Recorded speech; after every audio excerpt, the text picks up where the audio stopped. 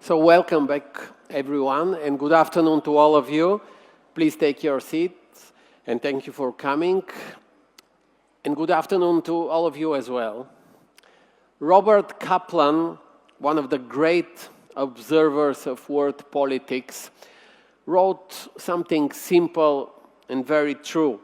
He said that after 40 years covering wars and revolutions, he learned one thing, that understanding the world events always begins with maps, but always ends with Shakespeare. So maps tell you where power sits. Shakespeare tells you what power does to the people and what people do with power. The explanation of a defining moment when a leader chooses between two things that are both right and both lead to a disaster. So our panel today is called Order Without Consensus. The question underneath is simple. If order once required an agreement and agreement now is gone, what do we have? A new kind of order? As Mr. Prime Minister, my dear friend, if I can say so, Ahmed Davutoglu said, he said, order means stability and predictability.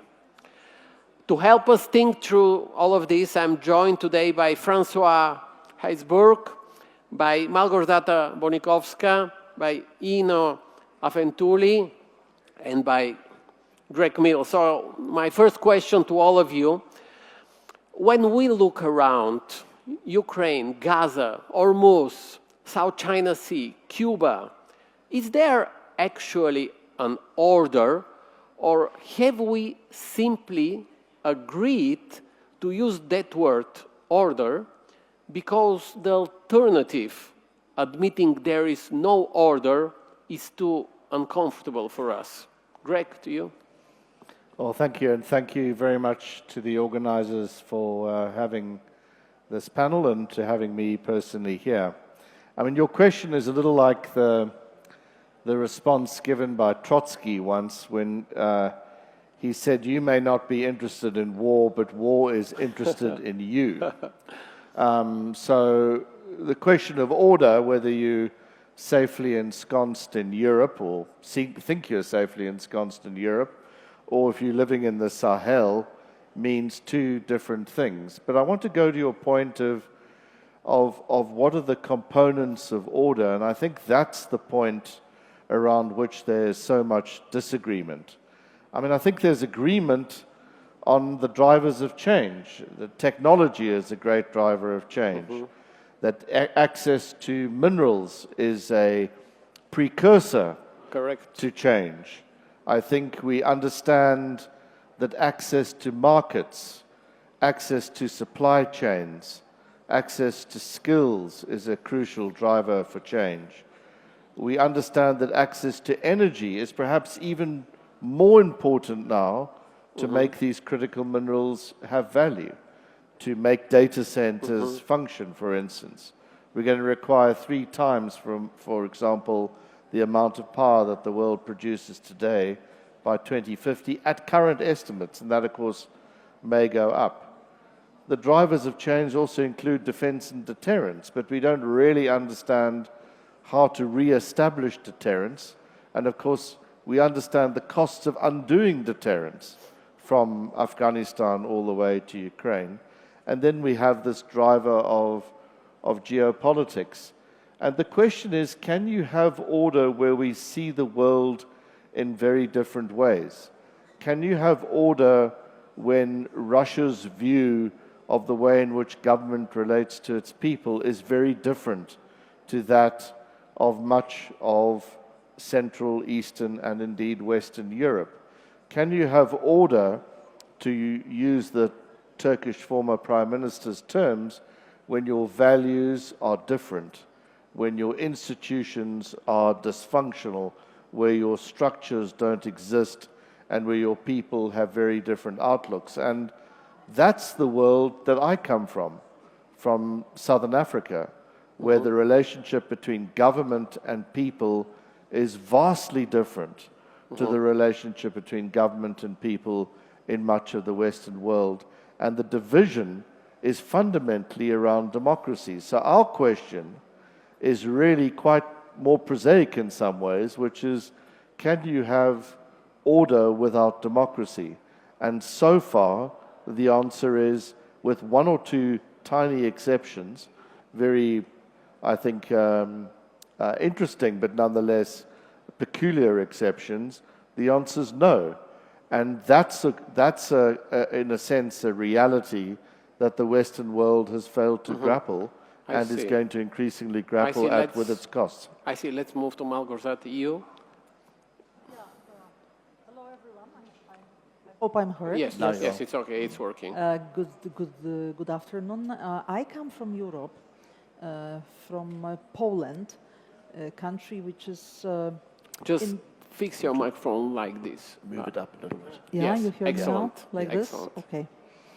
So I'm a political scientist and a president of a think tank, but also I work with the Foreign Affairs Ministry and with the European Commission. So what I can tell you, what we feel in my part of Europe is that definitely we don't have an order, and we are very uncomfortable with that. Also because the order we thought we used to have was good for Europe. It was a place, a world, where Europe had this feeling that it's a dominating power, that our ways and values were seen as maybe the most important, or those who prevailed after the Cold War. After the Soviet Union collapsed, America and Europe were leading forces. That's how Europeans saw the situation. Now, obviously, we feel uncomfortable in this something, which is definitely not anymore the order we used to have. And we don't know what will come with this new situation. We confront ourselves with a lot of new phenomena. It's not only in geopolitics, it's also in technology. Everything is new, everything is so fast.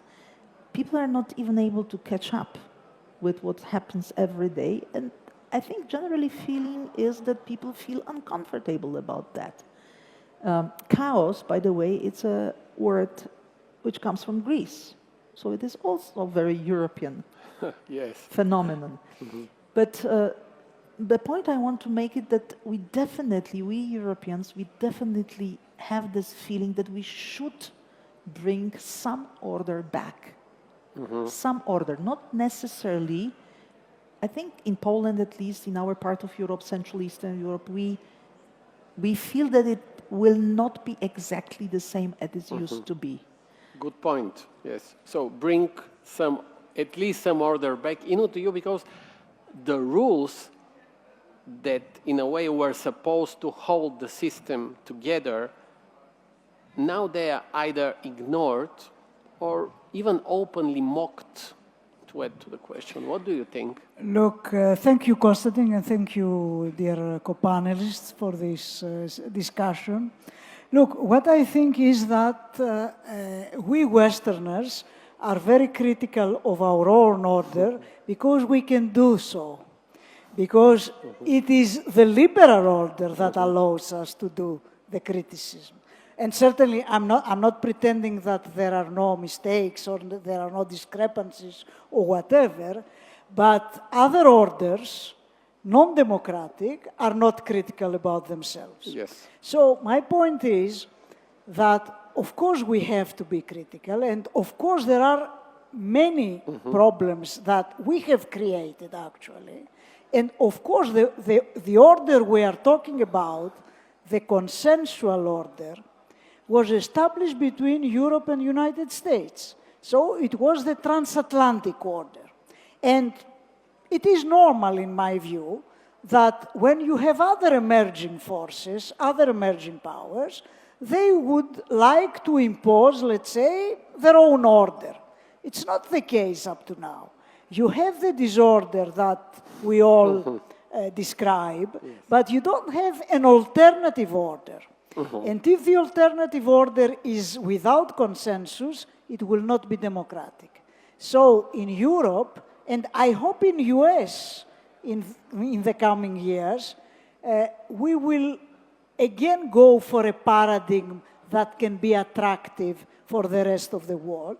Because don't forget that the paradigm that we have, it is attractive for the rest of the world. Yes. All right. So, but that we do have a problem actually now. We have a problem because one part of the consensus, the American part, is drifting away from the consensus. So, the critical moment will come when the next administration will be elected, and at that moment we would know if we come back to the previous, the status quo ante or not. In my view, it's not possible to go back to the status quo ante. Okay, so to have an order, now to Francois. It's all, first of all, it's great being here. It's my first time to Slemani, and I must say it's a voyage of discovery. We have to look at where we come from in order to understand where we are. We come from successive eras of competing orders.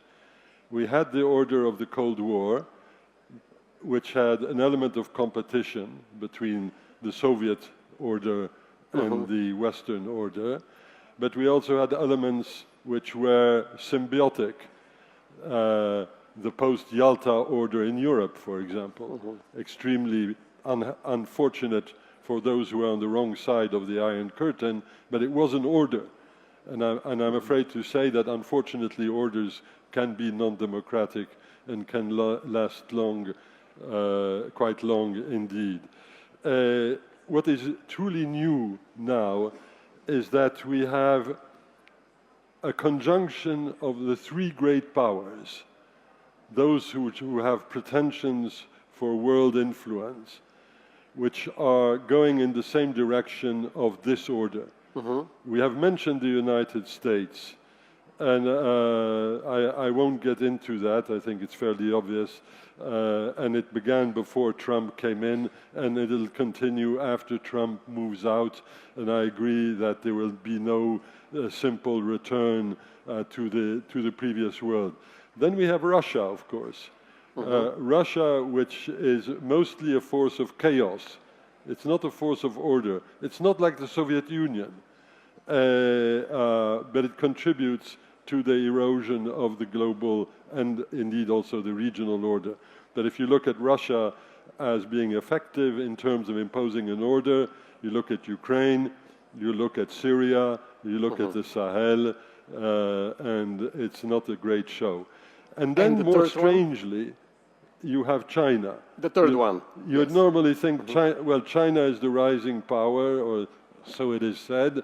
It is catching up with the US in military terms, including in nuclear terms, quite rapidly. And yet China is extremely reticent to get involved in any order-shaping activity. You take the war, the current war going on in this region, the Iran war. China is as reticent as getting involved in this matter as the Europeans are. Speaking about these three examples, just to ask you, because for decades we've been taught that there is a rules-based international order. And let's speak frankly, many people, even here in this region, will tell you that the order always meant the strong do what they want. No, I mean, of course, for any order you have to ask the question, who makes the rules? The problem is that those who could make the rules today are not actually interested. The Chinese are not making, for the moment, new rules. This in itself is quite interesting. As for the elements of the post-1945 order, which still remain, they're dissipating very quickly. 2 years ago, I would have said, well, we've still got the Nuclear Non-Proliferation Treaty, the nuclear order. We still have the Law of the Sea Treaty. That's a major element of order.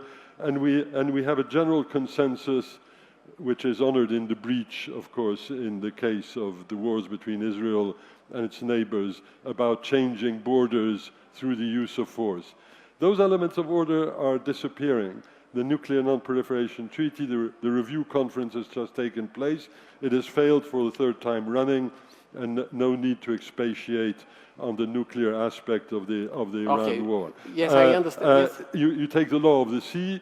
The Iranians are rewriting the Law of the Sea in the Straits of Hormuz as we speak. And as for changing borders, well, nowadays everybody seems to be doing it. So just one short question each to you, and then we will go into specific for a little bit. Was the so-called rules-based order a genuine framework, or just a story that the West thought about itself? I think, of course, it was genuine because it came out of a World War, and it was based on the, let's say, the main basics of the Western civilization, law. Law and frameworks that are accountable. I mean, the difference between our order and what we can have in the future is accountability. I mean, in the West, the governments can be replaced. In the East, cannot be replaced. And so it's a very fundamental difference. Yes. So another point, I mean, it is Russia is a superpower anymore, I would doubt. But Russia can still harm Europe. This is the problem. So we have to face Russia, and maybe we will have to face it alone. Speaking about this, let's move to Malgorzata, that we have to face Russia. Poland, in a way, faces land war on its doorstep. Is European strategic autonomy a real project? What do you think?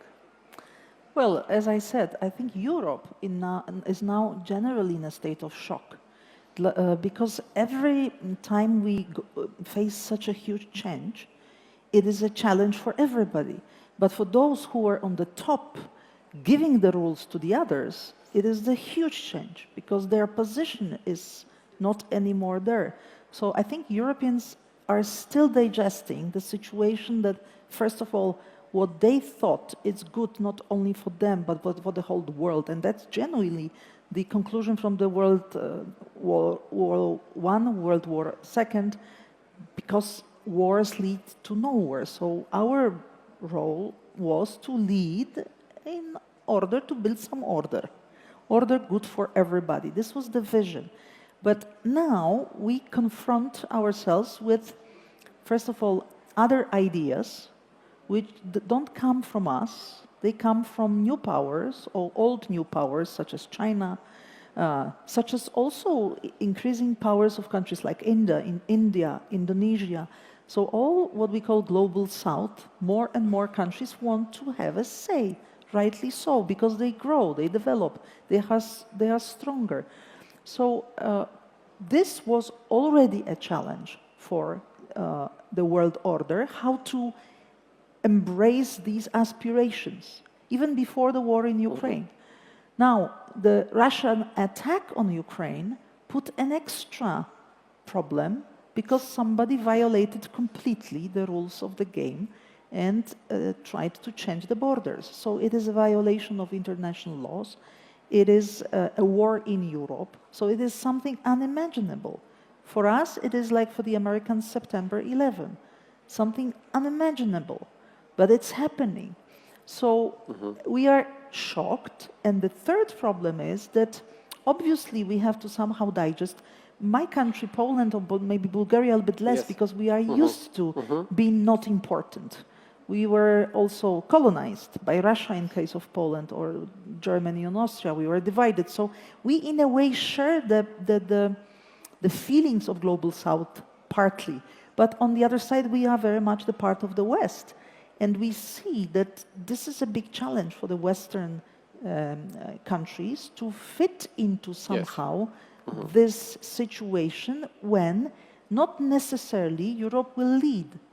But in the same time, the continent, not even the continent, the globe is too small to create different orders for different continents. We have to somehow I will give the floor to Francois, but just want to continue Francois' example because he mentioned Russia, China, and the States, and Africa, in a way, is where all of this becomes most visible and most brutal. I mean, Russian presence, Chinese infrastructure, and Western retreat. So what does order actually look like on the ground in Africa? And then we will go to Francois. Greg, yes? Sorry. Yes. No, I was going to continue on the question that you put about Europe and strategic autonomy. Okay, shortly, please. Yes. Briefly. Europe faces a very particular challenge, and that is that the United States, Russia, and China currently have one thing in common, which they never had before, and that is they both view Europe as prey. Europe is supposed to be politically transformed. That's the Vance speech in Munich. It is supposed to come under Russian discipline. That's the Putin project. And the Chinese, of course, are trying to take over the market. So the Europeans have to face the three great predators simultaneously. This is a great challenge. And the Europeans cannot, for all sorts of reasons, harbor a neo-imperial project. There's simply no audience in Europe today to create a new neo-imperial project. So the Europeans are stuck, and rightly so, with a defensive posture. We have to defend ourselves against the three predators. And that's where strategic autonomy comes in, something which a few years ago was simply not on the cards when we still had a functioning NATO. Just a quick note from Mark. On this note about strategic autonomy, the result of this problem Europe is facing is also something we've discussed here today about Iraq. That we also feel that to be together and to integrate and to cooperate deeper brings more profit to us. It's the only way we can really be still a very important player. So there are a lot of thoughts and actions in Europe today to go deeper into cooperation, to maybe not build one state. We are not a federal state, but we have European Union composed of 27 countries.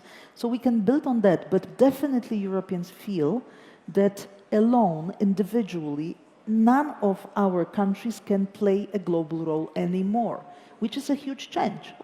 Let's go back to Africa, where everything started. Don't worry, Africa is quite used to being marginalized by Europe. Let me just say that if Europeans are unhappy with the world order or the lack of it, or if Americans are unhappy with the world order or lack of it, Africans too are unhappy with the world order or lack of it, but for entirely different reasons. Why is the world so unhappy? Well, you've heard the European view, but the African view is because the world hasn't given them a fair chance, and the answer is sought in increasingly radical solutions, rather like Europe. The rise of populism in Africa echoes that in many areas of the world. The reason why Putin's message, his three great lies, is believed in much of Africa, which is essentially that Ukraine wasn't a country, that it's run by Nazis, and that it was all NATO's fault, is because most Africans see the rest of the world as extractive in terms of Africa's interests. And the only way in which they can stop that is by changing the global order to their preference. So when we talk about, and I'm saying the majority of Africans rather than myself, when we talk about a rules-based order, it's an order with very different rules attached to it, which would give Africa a much fairer shake in terms of these opportunities which hitherto it's lacked. It's a very different understanding.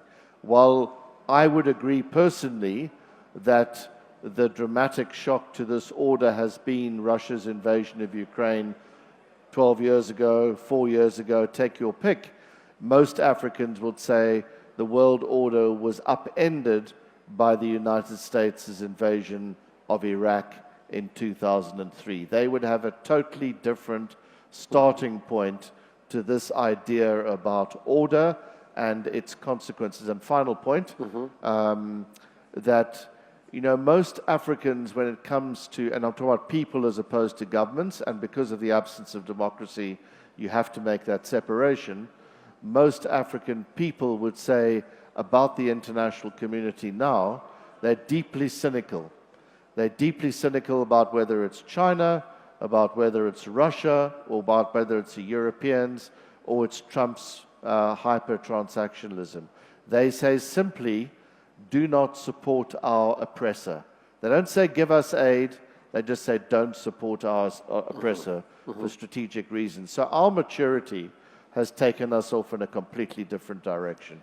Okay, so we have 4 minutes left. Let's finish with all that we started. I told you about Robert Kaplan, who says that to understand the world, you should always begin with maps and end with Shakespeare, but the maps are redrawn in a way. So my final question is, are we in an age without maps? Francois? The short answer is no. Even Mr. Trump has discovered that maps are important. The Straits of Hormuz are definitely on maps. And if you don't read maps, you don't understand the importance of the Straits of Hormuz. That's a very clear result. Just a word on Africa. For the Europeans, the challenge, given the fact that you have these three great predatory powers which are threatening us in different ways, we have to find new ways of living with what I'd call the medium partners, the Carney speech in Davos, if you will. And Africa is part of that. It's going to be very difficult because of our different histories, colonial and imperial in the case of Europe, colonized and exploited in the case of Africa. But we are facing actually the same predators. And this is something which the Europeans are going to have to invest in heavily, politically and conceptually over the next years if they want to have a chance of holding back the predators. And just to add something, is there a new order that is quietly, in a way, assembling itself, and we even don't have a word to describe it, what it is? Yeah, we can say so. I think the critical question will be for the coming years, what form will take the US-China competition? Because we don't expect, we agree, I think, all in this panel, that the US-China competition will not follow the pattern of US-Soviet competition. It will be a different competition because it will be a competition about the prevalence on AI, mostly. And this will define also the future of warfare. So in this question, Europe has no answers, and I'm afraid has no role unless if we find a role for Europe. In another panel, the question was, Europe is a middle or a big power? And there was no answer. So if we don't find the answer, I think we are doomed. So 2 minutes left, one of each of you. Malgorzata.